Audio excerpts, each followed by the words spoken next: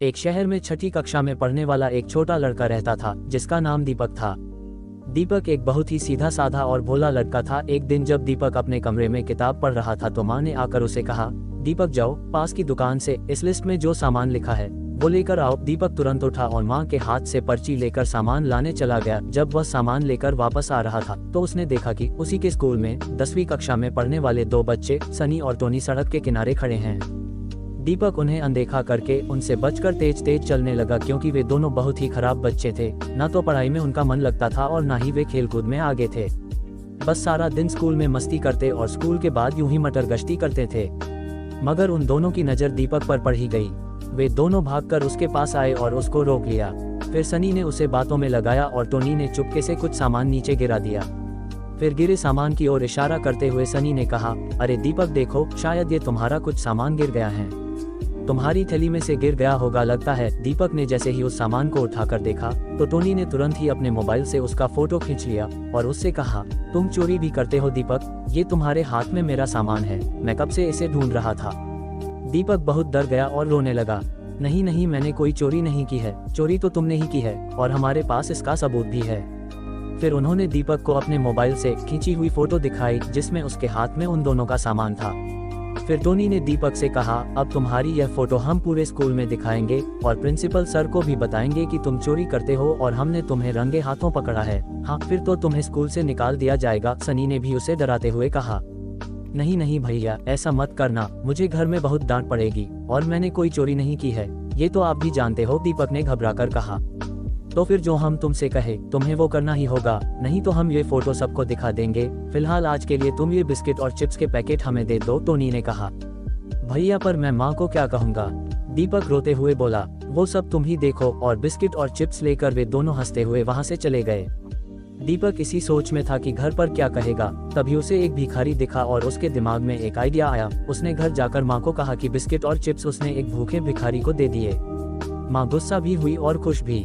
उस दिन तो दीपक बच गया, पर उसे बहुत दुख भी हुआ कि उसने पहली बार माँ से झूठ बोला है। अब तो ये आए दिन की बात हो गई थी। सनी और टोनी अक्सर दीपक से अपना कोई ना कोई काम करवाते रहते थे। दीपक बहुत परेशान रहने लगा था क्योंकि इस चक्कर में उसने एक दो बार मम्मी के पास से कुछ पैसे भी चुराए थे जो उसे बिल्कुल भी अच्छा नहीं लगा था। उसकी माँ को समझ में तो आ रहा था कि उनका बेटा परेशान है, पर लाख पूछने पर भी दीपक उन्हें कुछ ना बताकर टाल देता था। एक दिन दीपक बहुत ज्यादा परेशान हो गया और रोने लगा। माँ जब उसके कमरे में गई और प्यार से उसके सिर पर हाथ फेरने लगी तो दीपक के सब्र का बांध टूट गया और उसने माँ को सारी बात बता दी। माँ ने गुस्सा करने के बजाय उसे गले लगाते हुए कहा, रो मत दीपक, देखो जो हुआ वो हुआ, पर बेटा मैंने तुम्हें कितनी बार समझाया था कि अपने माता पिता से कभी भी कोई बात नहीं छुपाना चाहिए। कितनी भी बड़ी गलती हो या कोई भी बात हो, सबसे पहले अपने माता पिता या घर में किसी को बतानी चाहिए। वे हमें हमारी गलती पर डांटेंगे और सजा भी देंगे, पर बेटा वे ही हमें इससे बाहर भी निकालेंगे। तुमने ये कैसे सोच लिया कि हम भी तुम्हें चोर समझेंगे? हम पहले पूरी बात समझते फिर ही कोई फैसला लेते।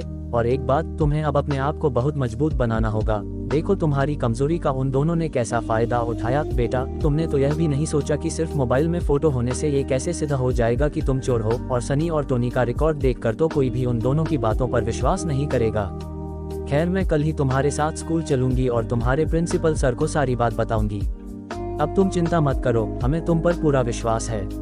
माँ की बात सुनकर दीपक का सारा डर, सारी चिंता दूर हो गई।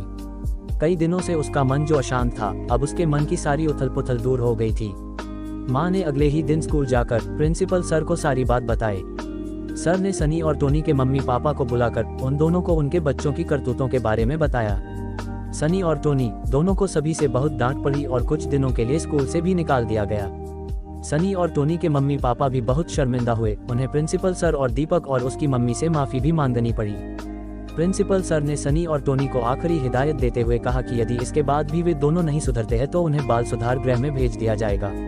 अपने मम्मी पापा की सबके सामने बेइज्जती होती देखकर सनी और टोनी भी दुखी हो गए और साथ ही बाल सुधार गृह में रखे जाने के डर से उन्होंने खुद में बदलाव और सुधार लाने की प्रतिज्ञा की।